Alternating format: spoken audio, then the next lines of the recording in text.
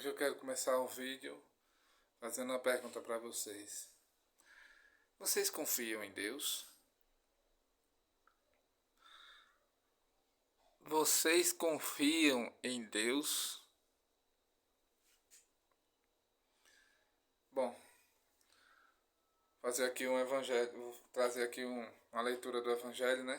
A leitura do Evangelho de hoje, que está no livro de Marcos, capítulo 3, versículo do 7 ao 12, e que diz o seguinte: E uma grande multidão, vinda da Galileia, o seguiu, e da Judéia, de Jerusalém, da Idumeia, da Transjordânia, dos arredores do Tiro e Sidônia. Uma grande multidão foi até Jesus, ao saber de todas as coisas que ele fazia. Então, Jesus pediu a seus discípulos que deixassem uma barca preparada para ele, a fim de que a multidão não o comprimisse. Porque Jesus tinha curado muita gente, e todos os que tinham alguma doença se jogavam sobre ele para tocá-lo. Os espíritos impuros, quando viam Jesus, caíam a seus pés e gritavam: Tu és o filho de Deus, tu és o filho de Deus. E Jesus os repreendia severamente para que não divulgassem quem ele era. Bom, diante do evangelho de hoje, temos aqui duas situações. A primeira delas está no versículo 9,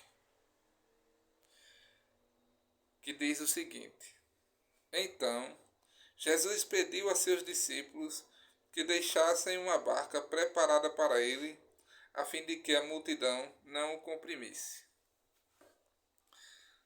Ou seja, temos mais um exemplo do quão humilde, ou melhor, temos mais um exemplo do tamanho da humildade de Jesus Cristo.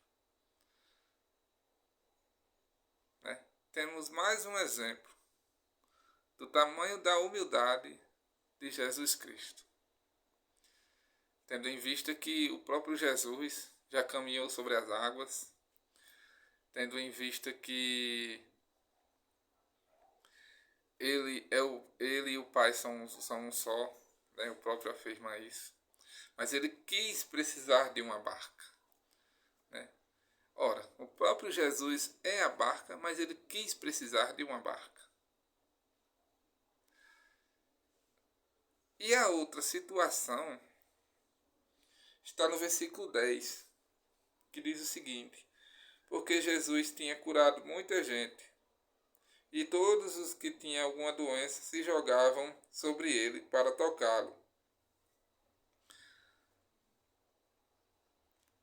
Por aí se tira, né?